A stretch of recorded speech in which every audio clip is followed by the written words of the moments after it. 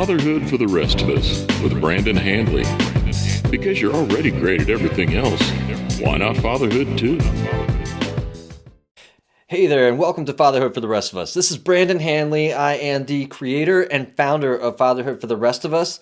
I want to say thank you for choosing to spend your time with me today on Fatherhood for the Rest of Us. I also want to just encourage you, if you could, to go over to the podcast on iTunes, download it, subscribe to it, and leave a review if you have found any part of this at all to have an impact on your life.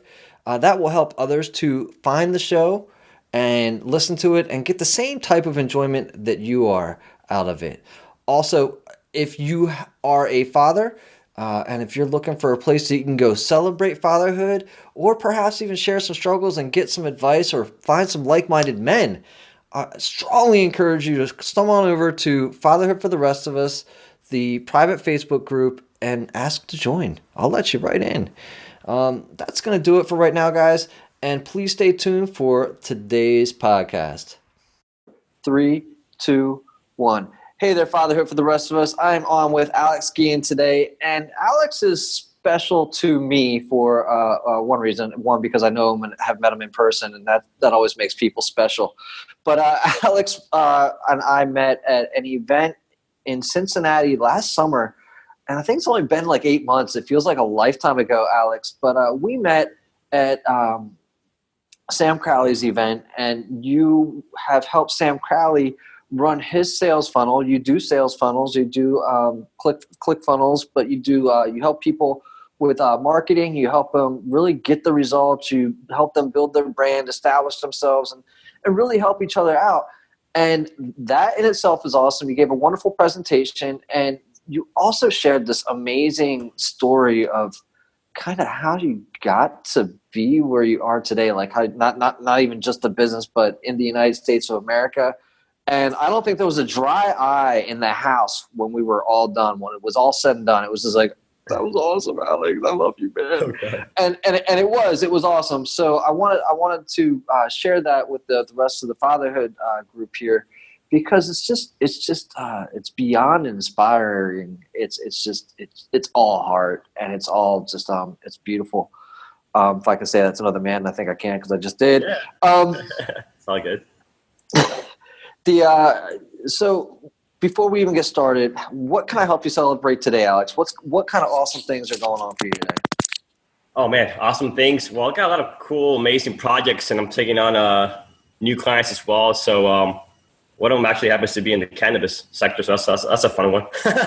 So yeah, working in this niche, man, you work with people in different industries. So for me, it's always fun. You know, I mean, it's always like, what's next? Working with people in different industries, like and everything from Forex, e-commerce, love and relationship, dating, all that stuff. So it's kind of cool for me. It's very exciting because I get to learn more, not just about my clients, but about what they do and who they serve at the highest level and so forth. But yeah, man, that's kind of what I'm up to right now. A lot of exciting stuff. I just came back from a small little spring break with my girlfriend. We went to a small town, Guillén, Illinois. That was pretty cool as well. So got a chance to be there, and now I got a chance to come back. But yeah, man, hey, first and foremost, brother, thanks for having me on your show. Absolutely. Like I said, it's been a long time coming. We've been just trying to catch up and play tag. Both of us just got our heads down and trying to forge our own paths forward, right, in life. And I think that's awesome too. It's just like one of the things I enjoy. We didn't lose contact, right? We just kept saying, "Hey, what are you up to?" and keeping in contact. And I think that speaks volumes to you too. It wasn't like we just met and you said, "Hey, yeah, definitely call me." And then like I call you and it was like, "Oh shit, there's Brandon again." You know what I mean? it was like him on hold. No. Hold on, yeah, I'll be right back, dude. So we kept the connection, and I appreciate that. So yeah, just sure. to me that also speaks kind of volumes about the kind of person that you are. On your site it says, we build more than funnels, we build dreams. And again, it's when you meet the people, it's when you interact with them. Like I said, when I interact with you, when I talk with you, I know that that's genuine to you, especially knowing your backstory. And that's one of the things I want to share. And the reason why I want to also share what it is that you're doing with my community, with the fatherhood community, is because there's tons of dudes in there who are trying to get started, who are trying to put their best foot forward, who are trying to get a business going. and they can't get traction. And it's tough as hell, man. And it's frustrating. So I believe, you may be of service to the community. Yeah. In that regard. So let's just get going with that. And why don't you just go ahead and kind of tell me a little bit more about your business and where you guys are at today and the types of people that you're able to help out. Yeah, sure. Appreciate it, brother. Okay, so my company is called Funnel Ignition. Now the name came to me because obviously we build what people call what's known as sales funnels. Now for people who don't know what the heck is a sales funnel and why should I care and what's in it for me, sales funnels are pretty much like everywhere. If you go to Amazon, you're going through a sales funnel. If you bought a product, you see a little link there that says, hey, customers who bought this also bought this. You're clicking it, you're adding it to cart, doing the one click up, so you just went through a quick funnel right there. So funnels are pretty much everywhere. McDonald's does it, everyone does it. Why should you care? Is because it's pretty much everything that helps people be successful online. I remember when I first got introduced to it, especially back then, because the word sales kind of like, I was like, oh, I don't want to be salesy, and what's a sales funnel? Right. It's very complex and all that stuff. I literally, this is funny, man. People ask me, yeah, man, so you build your agency because you want to go out there and change the world and work with many amazing clients like Les Brown and Sam Crawley and James Dentley and such. And I said, yeah, and kind of no. I actually started my agency more out of frustration. I was literally pulling my hair because there was a lot of moving pieces. And for those of you who are starting out online who have already been online and crushing it can definitely relate to it because there was a lot of moving pieces. It's like, I got to build a website. All right. Now I got to become a marketer, right? I got to become a website builder now. I also have to be good at copy because the words in my website have to make sense, not just for me, but to my visitors. And now once I have all that, now I got to figure out, okay, how do I get eyeballs to this freaking thing so I can actually get my message out there into the world? So there's a lot of different moving pieces to it.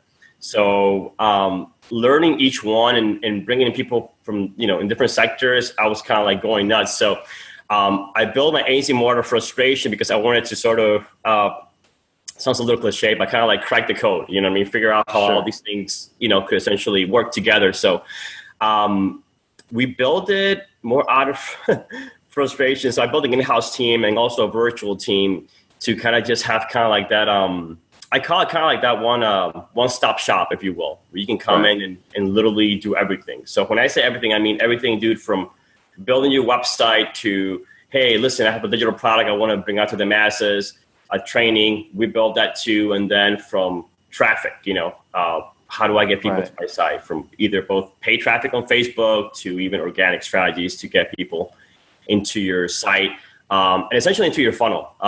Funnel just meaning a serious process that you take your prospect to when they go to your site to get them to take action on whatever it is you want them to. So whether you want their name and email, whether you want to fill out an application, watch some videos, download an ebook, all that stuff essentially drives them through what we call a funnel.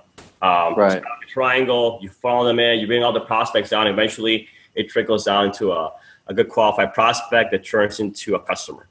Right on. No, yeah. And so I think that a lot of people will look at this process and look at even the sales process and the marketing process as being inherently evil.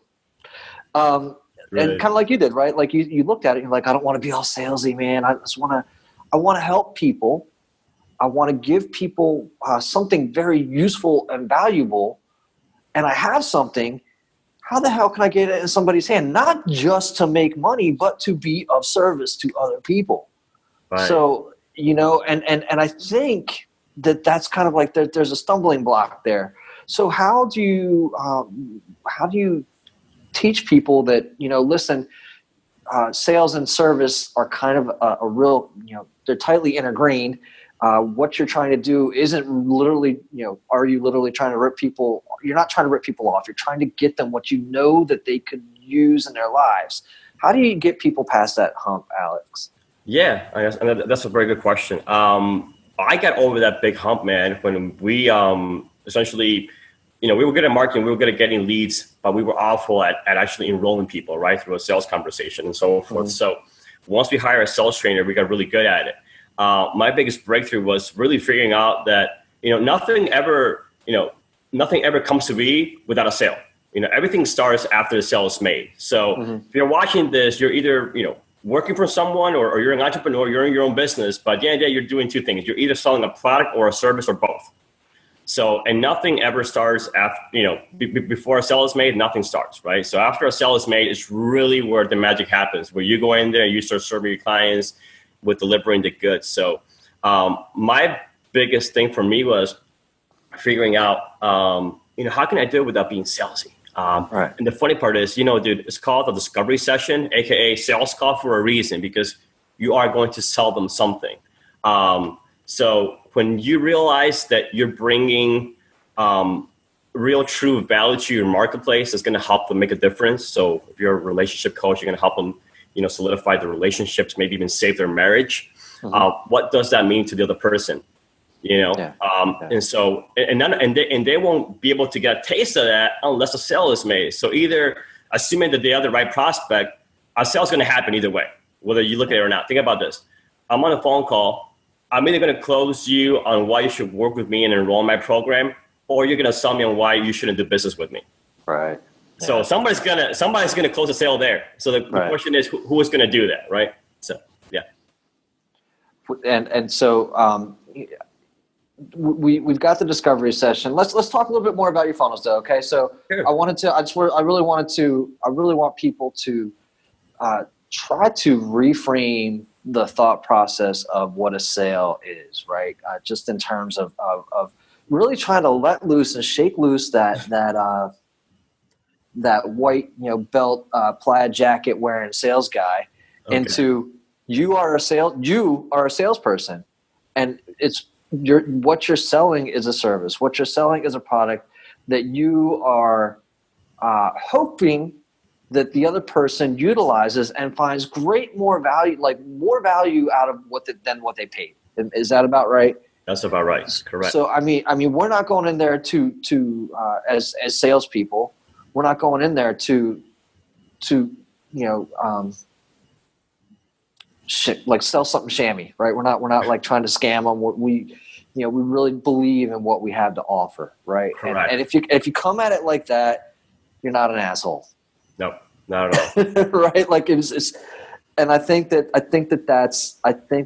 how we need to kind of reshape the view of what a sales is. Is that about right? Yeah, it's almost like kind of like, and I like that, give me the ethical disclaimer, assuming that obviously you do have a great product or service, you're almost doing them a service, assuming that they're a good fit, right? If they're a good fit on the phone call and you're not selling to them, dude, you're doing them a service, because had they not used your product or service, now they're going to still keep being stuck. And so how can you help them, overcome their fears on the phone conversation? My goal is, and we've done calls myself with you, man, and anybody else that I bring along, when we do like a discovery session, I'm not just there for a purpose of just selling, dude. I'm there for a purpose of actually caring, because people don't care how much you know until they know how much you care. So when you show them that you really true care, and that you understand their pain, sometimes even better than they do, it's almost like it makes conversation go way much smoother. And my goal is to listen, whether at the end of the phone call we end up working together or not, I want you to at least walk away with a strategy that you can implement, so you can actually start getting those results. Obviously, my goal is for you to come in and bring my team on board so we can help you get there quicker. But I always give them that option, you know what I mean? And then when you're confident and you can stand your ground, you can really serve them at the highest level in those conversations. Right on. I had a conversation last night actually with I don't know how I'm tying this in, but she does men's mental health, right? She's real big on that. But what men were looking for from her, she said, was like the opportunity to let them try it themselves. So what you're saying is you're giving people the opportunity to have the conversation. Here's a strategy. I'm going to give you the pieces. Here you go. It's like kind of like, here you go. Go for it. If you can do it, awesome. If not, reach out and let us know, man. I know it'll work with these pieces, right? And so that's what you're doing. You're actually giving it away, and then you're saying, all right, well, if you can't figure it out, call me, right? You're kind of like IKEA, but better. Right. More better systemized process. Yeah, for sure. let's talk about, I mean, you even mentioned in there too that like you took on a sales coach, you took on somebody to help you, to teach you and learn you. What happens if you don't reach out to somebody that you know can help you? I mean, does it even make, why wouldn't you reach out to somebody that can help you? Well, yeah, that's funny, man. It's almost like I'm kind of like a product of my own product. You know what I mean? Because essentially, I do practice what I preach, meaning that even when people hire me to build their systems and help them out with their marketing, coaching is involved in that too, right? Because I want to help them. So I want to equip them with all the tools they need to succeed online, especially when they're making that transition, because online can be a very scary place, right? If you don't know what the heck's going on and you're trying to figure it all together. So I kind of tried to remove all those barriers off the get-go, because pretty much all the headaches and everything that I went through, we can remove all that stuff out, man, and just get to the nitty-gritty, cut all the fat, and just get to the meats and potatoes so you can get those results. So, but yeah, essentially, dude, our process, like, my biggest breakthrough was when I hired a coach, and I still keep working with coaches because that's the only way that I've been able to grow my business quicker. The first 2.5 years of entrepreneurship, it was like a hamster. I was just in the wheel, just spinning the wheels, going crazy, trying different things, cold calling, cold emailing, and trying to crack things out. But eventually, my biggest breakthrough was when I hired a coach. So if you look at a lot of success stories, man, it's not a coincidence. Michael Jordan, Oprah Winfrey, Bill Gates, everyone has had coaches. You know what I mean? Right. So I kind of look at it like a trifecta. I always look at kind of like a triangle, almost like a sales funnel too as well. You got the mindset, the foundation. You got the mindset, you got the marketing, then you got the sales. Once you got that down, you flip it. You got the perfect sales funnel, man. You can just sprinkle it all the way through and help grow your business online. So, and the other part is also knowing who you're serving, because I can't say, yeah, I'm serving everyone. You're serving everyone. You're serving nobody. Sure. My ideal clientele is working with speakers, authors, trainers, and coaches. In your particular case, you're working with fathers. Whether they're fathers who are in a relationship or single dads. You know what I mean? By the end of the day, they're fathers, and they're looking to become better fathers, and you're there helping them out, figure it out every step of the way. What's fatherhood for the rest of us? What does that look like? Yeah, man. Yeah, absolutely. Absolutely. I mean, it's a lot like you said, though. I mean, we got to start with mindset, right? And that's just the whole fatherhood game, right? You can get all caught up in all the tiny, crazy things that are going. Look, everything's, when you're a dad, you're a father, everything's attached to it, right? Everything outside of you is part of fatherhood.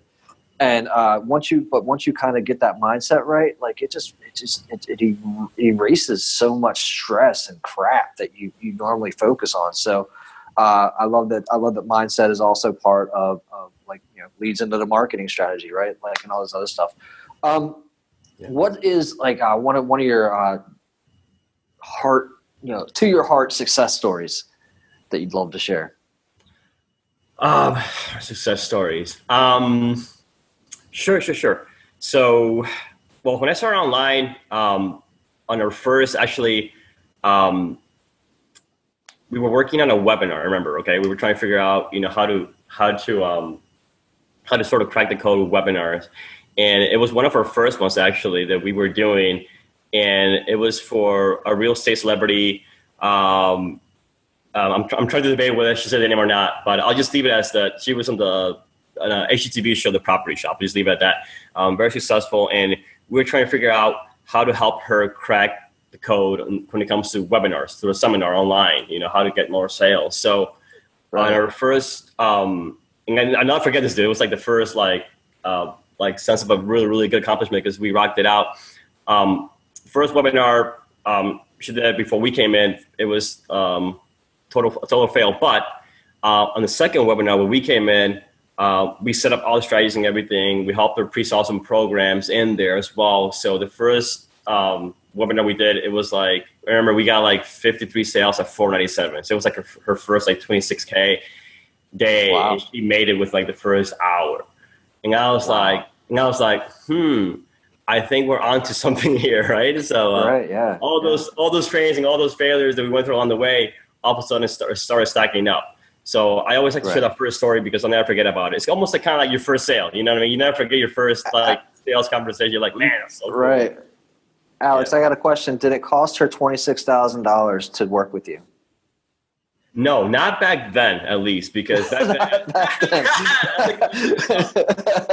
then, because back then, dude, I didn't really know my value back then, and we were still in the trenches. So Sure. I didn't want to be unethical either and charge a great deal because I didn't really know if things were going to work out or not. I didn't have enough skin in the game to charge that.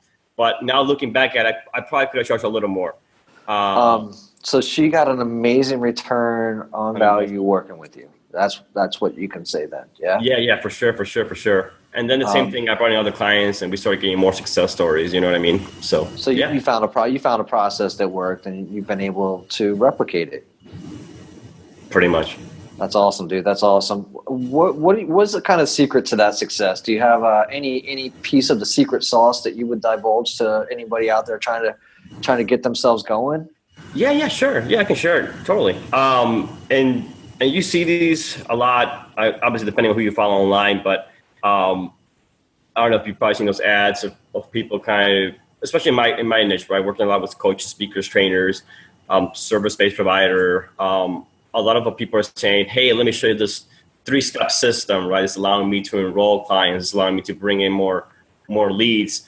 When they say that, pretty much what they're doing, and I'll save this whole hour of going through this long-winded webinar, but essentially a 3-step process is getting them to an opt-in page where you're giving them an ethical bribe. So you're saying, hey, download this, let's say, a video masterclass, or download this ebook, right? Mm-hmm. They're coming in, that's the first page. It's the opt-in page, or what people call the squeeze page. They're coming in there, they're entering the name and email to get their freebie. On the next page, you're taking them either to a webinar, so essentially a webinar, an online seminar, or you're taking them to something smaller that I call a case study. And we call that kind of like a case study funnel. Essentially, it's a shorter version of it. It's about like 15 to 20 minutes long. It can go up to 30 minutes. It's more compressed, where essentially it is what it is. It's a case study. So you're showcasing your clients' success stories. So it's not just me talking about, oh, how cool and great I am, but rather my clients sharing their success. And then the third page being an application page. So they watch the video, whether they watch the case or the webinar, right? They're on the second page. They're like, you know what? I think I should work with Brandon. So on the third page, they just fill out an application. Of course you should. Of course. Why not, man? It's fatherhood for the rest of us, right? And then on the third page, they just fill out an application on why they should work with you. Okay. So essentially, you're kind of like pre-qualifying them. So that's the kind of like the whole 3-step process that we do. So that's the same strategy we use with our clients that we deploy to get them to get people on the phone. Yeah. Right on. I love it. Trying to think of, what else would you like to share with the audience as it relates to kind of your business, what you're doing, before we get over into the fatherhood aspect? Yeah, sure. I would say, not the fact that not every website, not every sales funnel is built the same. You know what I mean? It varies, man. Because right now, for example, the one I'm sharing with you, that's more for the coaching industry, service-based business industry. If you're into e-commerce, this funnel's not going to work for you. It's a total different monster. Because e-commerce, dude, they're going in to buy a product, get in, get out, one-click upsells, and they're out. You know what I mean? So it's really getting kind of like what you want. Would you say then you are in a niche area, right? Like, I mean, while you're going to work with maybe some cannabis people or some other people in some other aspects and areas, you do make sure you're a good fit. It's not just like, hey, try on this shoe. You might get blisters, but keep wearing it anyways. You're going to be cool. Right? So, I mean, I don't even know where that came from. But the deal is like, you specialize in an area. You've had success. You continue to have success. I mean, you did you landed Les Brown, which is huge, right? You're going to be working with him, Sam Crowley, who's absolutely huge as well, and a number of other like big people. So you're serving a market, right? And I guess too, I think that in sales, look, there's plenty of people to be of service to. My guess would be that if somebody came to you and you were not a fit, you know enough people at this point in your career to say, hey, listen, maybe not me, but here's another guy that I know can service you, dude. Yeah? Yes. I always make that disclaimer on my phone call too, I tell them I did a phone call. If it's a good fit, we can definitely, look to proceeding forward. If not, if I was someone on a network who could definitely be of value to you, I'll definitely let you know. And yeah, I built a nice network, man. So I'm definitely connected to a lot of amazing people. So if I see something that, listen, man, I know that Mike, that's like his niche, I'm definitely going to refer you to Mike, because he's going to be a better fit for what you're doing. Correct. Right. I mean, and in that end too, I mean, you're making an efficient use of everybody's time too, right? Why would you flounder and mess around with something that isn't really your wheelhouse to give improbable results? Right, correct. And that's why, again, I have people fill out an application form. That way I can kind of see kind of like where they're at, get a better idea. Because even through reading out the applications, I can know right off the bat if a client's going to be a good fit or not before we even hop on the phone with them. You know what I mean? So, but if I can steer somebody in the right direction, dude, I'll definitely make that connection. You know what I mean? Because, I mean, that's just the right thing to do. So, yeah. Right on. Now, and that's cool, man. Again, it just really speaks of, to me, it speaks volumes, not only because I've met you. We're going to talk a little bit about your story here. But when you're just out there literally being of service to other people, that's what I was going to say too. I mean, you met, like I said, we met at Sam Crowley's event. You met him through, going through and reaching out to him, being like, hey, listen, here's a couple things I think I can help you with. Would you let me help you? Correct. Right? Correct. I mean, isn't that how you kind of got started? Correct. So, I enjoy the fact that you felt confident enough in your abilities. You knew just enough, and you sought out people that you could help. And again, you offered a service, gave a value, and they're like, let's do more work with each other. And that's about kind of how your story rolls into where you are, right? Yep. And I'll make the same reference to the whole trifecta. It's like, I always tell this to people. It's funny you mentioned that because I'm starting a new brand called Serve, Sell, Soar. Because we started off by serving. I didn't start off first by selling. I came in and I really served them at the highest level, see how I can be a better fit for them and serve them. Obviously, a sale was made. And then the soaring part, I think, is pretty much self-explanatory, right? Because, you're able to collect, you're able to soar your business, and then it just trickles down. But not just soaring for myself, but also helping my clients soar in their business. So, yeah, man, I just came in there just serving. Off the bat, dude, I just came back with, hey, listen, I was going through your funnel, I was going through this particular thing, and I think if you made these following tweaks, it will help you get better conversions. It will help you better engage with the audience and so forth. So they're like, okay, interesting, because now a lot of people come with that angle. More people are just like, oh, sell. Mine was more like just, I'm here to serve you, man. If you need help, these are kind of like success I've had. I'd definitely love to see if I can help you. I see a lot of synergy and see if we're a good fit. And that's it. We started a conversation online, and then that led to a phone call, and the same thing happened. With my mentor, for example, James Dentley, he's the one who introduced me to Bless. So, hey, I started serving him. He knows somebody who knows somebody. They made a connection, and now, next thing you know, you're working with a lot of people in this industry, which is a lot of fun. So, yeah, man, my motto is, dude, never underestimate anybody who you're working with, no matter how big or small they are, whether they're a celebrity or not. Always give them that red carpet treatment, and everything else will come back to you. You know what I mean? So just plant the good seed always. Awesome. Love it, brother. And you are at, I lost your site because I was going to flip over to use the internet if I had to. So you're at funnelignition.com. Where else can people find you? Right now, just through there. My profile, Facebook, just Alex Guillén. Last name is Guillen. You can look me up there. Definitely love to connect with people. I know some people, they follow me through the site, and then some other people just want to connect with me on Facebook and kind of just go down my news feed, see what I'm up to, which actually works too as well. You know what I mean? So I teach people also how to leverage their own Facebook profiles, because that's almost kind of like your mini landing page, if you will. People are going there, they're scrolling, they're reading what you're posting. They're getting a better feel for you, and now they're like saying, you know what? He seems like a legit, down-to-earth guy. Let me talk to him. So I got a lot of good responses from just Facebook alone. So I teach people how to do that as well. Yeah. Very cool. Let's talk a little bit about fatherhood. Why don't we just, kind of, like you said, you did it. You did it at the Crowley event. You did it recently on your Facebook page. But let's just talk a little bit about your fatherhood story. Like,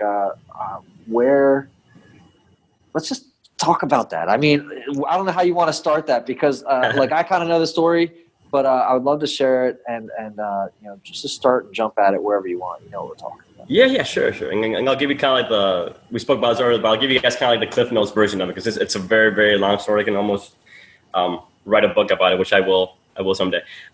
Maybe even a movie, who knows? But okay, so my journey started off coming to the States. I was born in Peru. And we came to the States in the early 90s. And we came in two groups. First one who was originally here was my uncle. And then he let my mom know about, hey, America, land of opportunity, come here, et cetera, et cetera.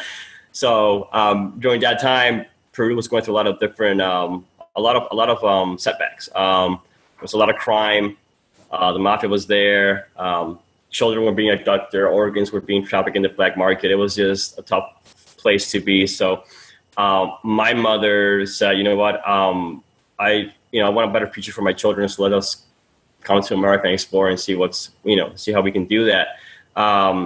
So she left originally with my brother to first kind of like, get here and kind of explore it out. Was he older or younger than you?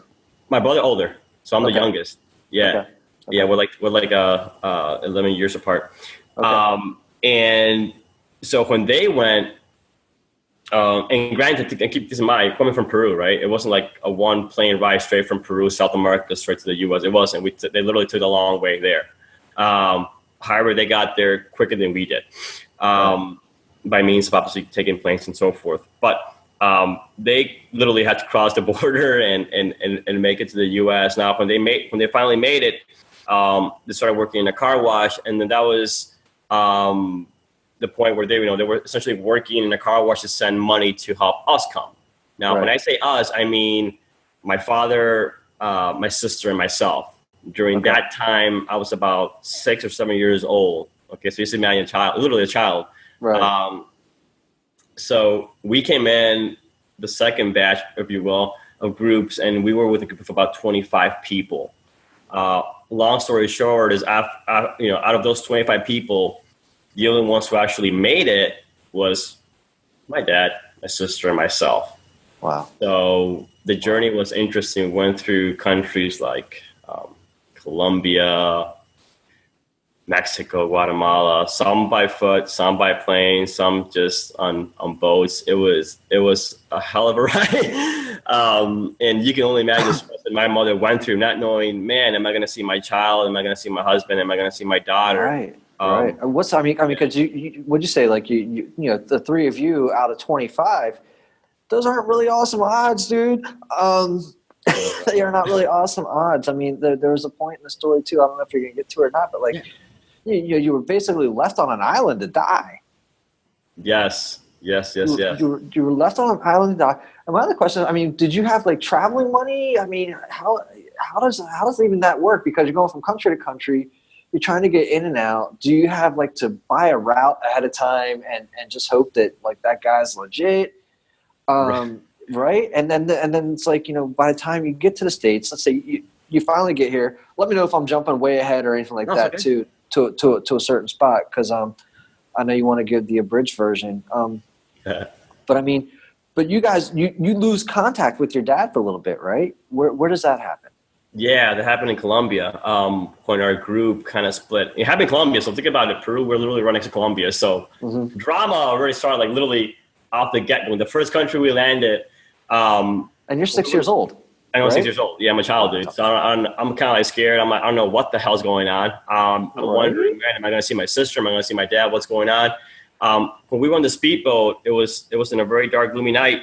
The group separated. I thought I was with my dad. Next thing you know, I looked to my left, I looked to my right. I'm with another group. And now I'm at this hotel with this other lady in this other group. And I'm like, I lost my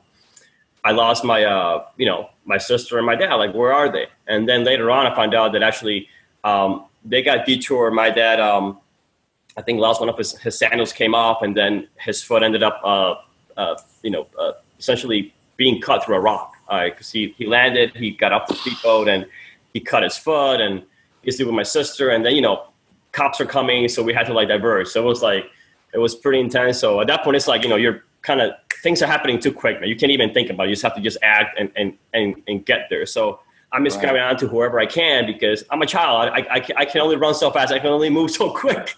So I'm like, I'm just going to hang on to my life and just pray that everything comes together. So I'm a big believer that, through thick and thin, God had a plan for us. So the group ended up saying, you know what, listen, man, we can only go. I heard them talking about behind my back. We can only go so far with this child. He's eventually going to slow us down, if you will. So, we got to figure out something with this kid, man, because he can't come with us. So they ended up dropping me off at the Colombian embassy. And I'm like, okay, I was hungry. So that's the first thing they fed me, which was good.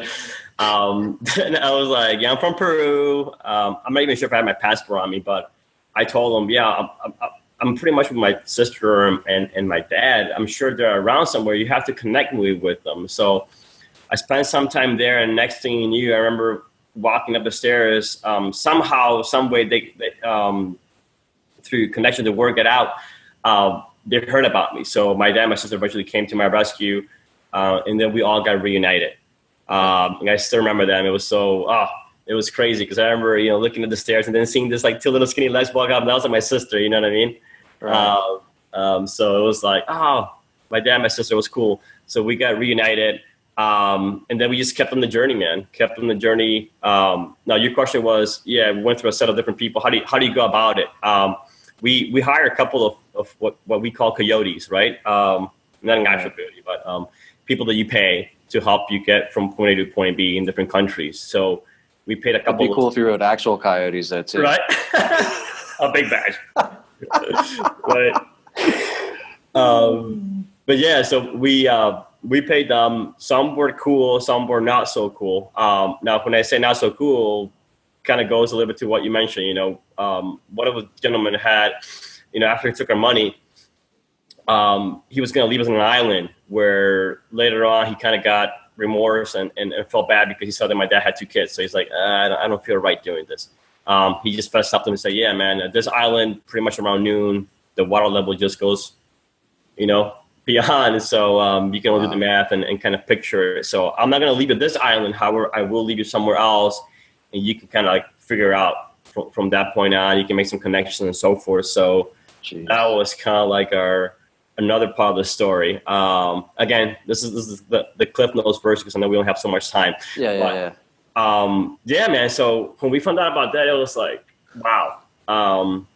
But more than ever, it was like, dude, at this point, it's like we can't turn back. It's like we're all in. We got to just finish the journey. So our last checkpoint, dude, when we were in Guatemala, and there were still some people left out of the 25 people because eventually, people got left behind, people got deported, et cetera, et cetera. At the final checkpoint, the bus got randomly selected, randomly stopped. And the gentleman came in through customs, and he was checking everybody's documentation. And I remember I was sitting there with my dad and my sister. And my dad's like, okay, let's all just pretend we're sleeping. So I'm like hunched like this, pretending I'm sleeping. I feel the guy coming. He's checking everybody's IDs, everybody's information. And then he gets to what he goes, okay, next. And then he started asking for other people. So he skipped us, man. And that was kind of like our final checkpoint. So I remember that part because I was like, I had my eyes closed, but I sensed it. I knew he was like right in front of us. I was like, oh man, I hope he doesn't like ask us for information. Hey, you, wake up. Give me your ID, show me your passport or whatnot. So that was our final checkpoint. Then from there, we were able to go through a plane directly to Mexico airport and then come straight to the U.S. And go to California, where eventually, we were covered by a different law back then that eventually got let go by the government. So yeah, man, everything that happened, dude, it just happened in increments. It was, you just being at the right place at the right time. Some people would say, hey, in some instances, you were at the wrong place at the wrong time. And it would have been very easy for people to just throw a towel and just give up. Yeah. But, we had a bigger calling. It was like, well, we have to, reunite with our families, with our loved ones. So that's when, eventually we all got a chance to reunite together. My sister came a year later because she was in Guatemala and the lady demanded more money. So, you did the math there. I had to give her more money. And then she eventually let my sister go. And we were able to reunite with my sister. And then it's almost like she was held hostage then, right? Almost, yeah, dude. Wow. Now we weren't living, thank God, under bad conditions. Nothing bad ever happened to us along the journey. But you're literally being held hostage because she just demanded more money to let her go. So, we had to work a little more in the car wash and get more money in and send it to this lady. And then eventually she let her go. And we all got, reunited. Yeah. And here you are now, man. You're pumping out ClickFunnels. But I feel like, Alex, again, with you, I feel like with you, it's more of something that's with a purpose, right? Something with a purpose, something with a passion. For literally helping others, especially with what you've kind of gone through, and that's. I mean, I think that's what I appreciate. If I'm wrong, that's cool. No. Hit the nail, man. Hit the nail. And so again, that's really what I enjoy about when you actually get to meet people, get to know their stories, and get to see what's driving them. That's your story, even though it was like the abridged version. I can't imagine, first of all, losing my own child, going through that journey, having to wait a year to get another child, right? And so just so many of these pieces that, like, when you were telling the story, I thought about like both parts of both being the 6-year-old and going through that, and then being the father and having to go through that, right? So to me, it's an intense story. And you came here and you busted your ass. You worked hard. And you've done it in a manner, and you gave me like the success story again, and of kind of how to build the funnels and run the business type thing, like get them into the funnel. But I think my question was more to what would you like pin your success on? Would you pin your success on your work ethic? Would you pin it on your approach? Would you put it in to like you didn't give up, the determination? Which piece would you say has been most integral to your success?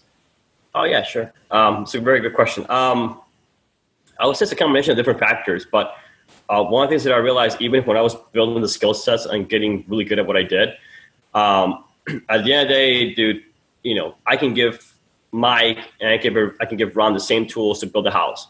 Mike's gonna get it wrong. Mike's gonna get it, right. He's gonna build a house, and Ron's gonna come up with excuses on why, the tools weren't good enough, or this came along, and so forth. So, what I'm saying is it all comes down to mindset.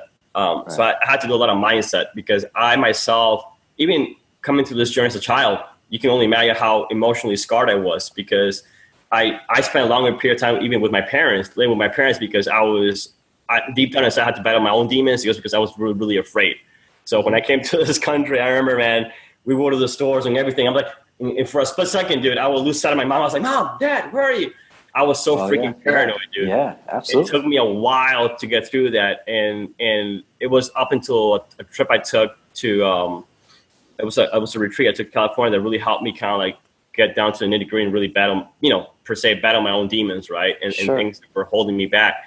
So I credit a lot of the success to investing in mentors, getting out of my comfort zone, but also, dude, and part of my friends, you gotta have balls to do this. You gotta have the right mindset.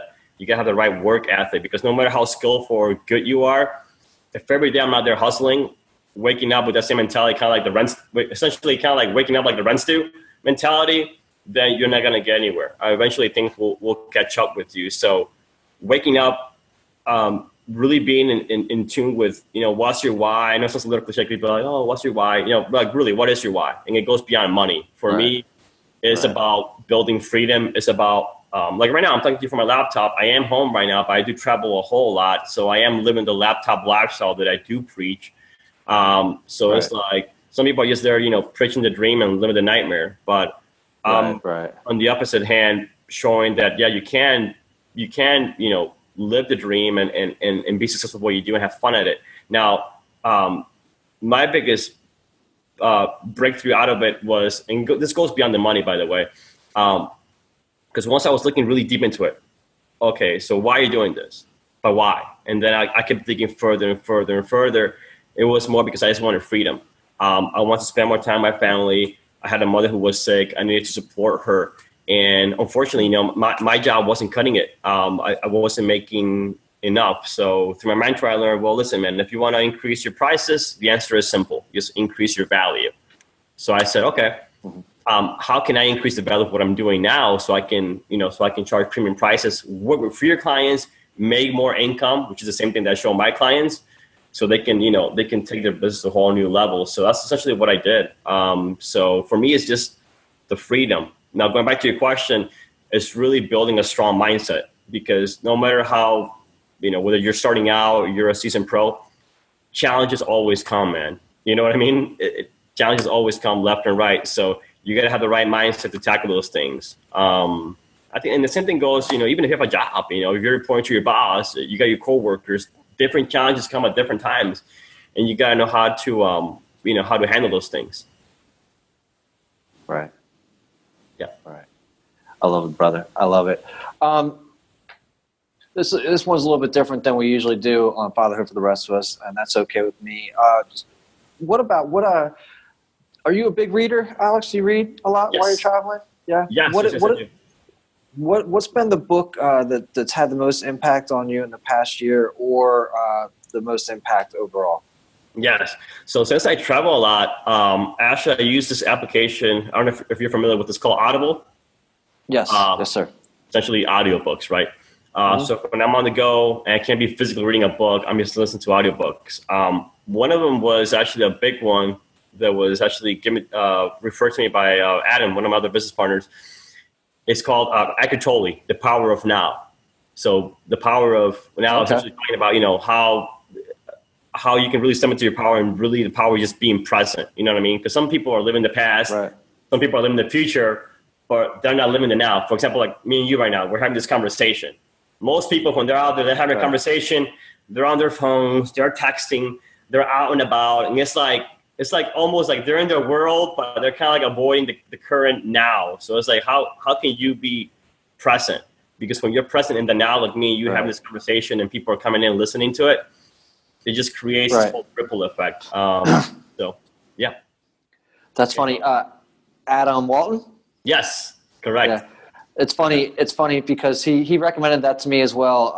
As a matter of fact, just last year, and had a big impact on me. I was going through personally like what I'll call a spiritual awakening, right? Like just this kind of like this process was happening, and I've worked with Adam before as a coach, him being my coach, and I knew that Adam would accept me or whatever it was that was going on, right? I was like, Adam, dude, I'm going through this thing. I don't know what the hell it is. What do I do? I was like, what do I do? Because I just knew that he, for some reason, I felt like he would have the answer, and I felt that he would accept it, and it wouldn't be looked at like kind of crazy side eye. And he did. He goes, dude, go get this book right now. And I did, and it was very helpful. And I have to re-listen to it because when I listened to it, dude, I was in a place. Like I told you, I was in a place, right? And I just needed something to help adjust it. But I feel like that's the kind of book that. How many times have you listened to it? Oh, dude, multiple times. And the first time I heard it, I was actually driving back from Canada to Chicago. I was taking a road trip, right, from catching up with him. I heard the whole audiobook, and literally it was perfect time. It was like about 7+ hours of just audio. My whole ride I heard it, I was blown away. Like you said, every time I hear it, you're always learning something. You're picking up on new things, because I think that the biggest breakthrough is that the answer is not in your coach. It's not in this and that. The actual answer and everything is really inside of you. Like you already know. Sure. It's deep inside of you. You just got to get in there and find it, and then bring it out. So right. Yeah. You gotta dig it out. And I mean, that's cool with that book. And I believe that that's the truth of coaching though too, right? Like if you're going to work with a coach, the coach isn't there to give you the answers. Like I'm not there to give you answers. I'm there to maybe provide guidance and work with you. The answers are within you. We gotta put our sacks on, and we gotta go mining for that, man. We gotta go mining for it. And I think most recently just telling people, I'm like, listen, dude, you've got the gold. You basically are the gold. I'm going to give you the tools. We're going to go in there. I'm going to go in there with you. We're going to dig out that gold in the mine.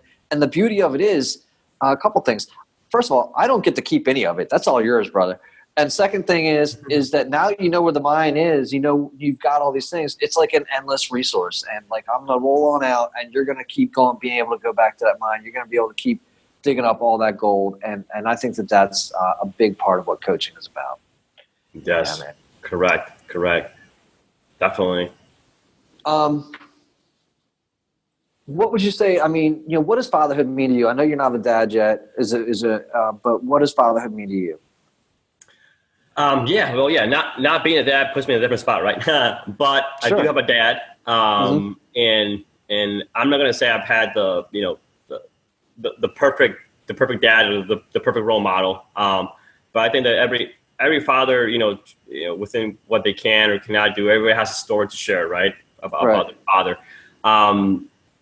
Ours has kind of possibly been more kind of like a roller coaster, but at the end of the day, he was there, he provided, and if anything I've learned, man, and just having a hard talk with you now, I just want to be 100% open, is that you're always looking into kind of like the better version, you know what I mean? Because I look at it, I see the pros and the cons, and I say, okay, cool, well, whenever I get this blessing, man, of bringing a child into this world, I want to make sure that I do X, Y, and Z, or certain things that I, for example, didn't experience with my father, right? At the same time, the positive things that I did, I'm going to cherish those things and also make sure that my child can experience those things. You know what I mean? My dad has a great sense of humor like I do. So it's like, we both always connect from that standpoint. We like to have fun. We have a great sense of humor, and sometimes we see life in a different way. So, but everything's just a journey, right? It's always a journey. I mean, yeah, I think that's why you launched your whole brand, Fatherhood for the Rest of Us. It's like, how can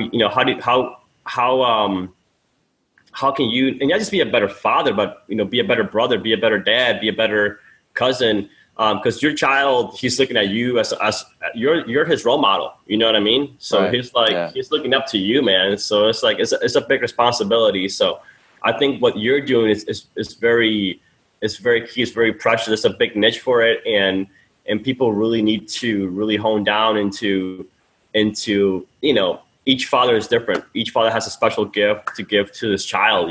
What is it? What gifts do you have, and how can you help not just raise this child, but teach him also how to be a man, how to grow up with morals, standards, and everything. In our industry, dude, there's a lot, especially in different industries, right? In the market industry, there's a lot of things going on wrong with it as well. So what do? Just keep my head on high and serve people and come from a place of integrity and value. Things that I learned from my parents. So and those positive things that I learned, I'm able to manifest it in my life. But at the same time, I'm able to also help out and give it to my customers as well, so they can use it. Yeah, man. Awesome. I love that. I love that. Absolutely. You're going to be a good dad. I know you're planning on it. You got to be planning on it, brother. If you're not, whatever, that's cool too. But I appreciate you. And again, the work that you're doing. Is there anything you want to cover before we hop off of here today? No, man. Just thanks so much for having me on your show, dude. I appreciate it, dude. You're like a brother to me. So it's great to, see you out there crushing it. Getting your content out to the masses, and I can't wait, man. And I'm gonna say this. I'm gonna manifest this, bro. Before it even happens, I can't wait to attend your Fatherhood for the Rest of Us live. That's gonna be great stuff, right? That's gonna be great stuff. I appreciate that, Alex. And again, man, thanks for being on today. Appreciate you, brother. Take care. You got it.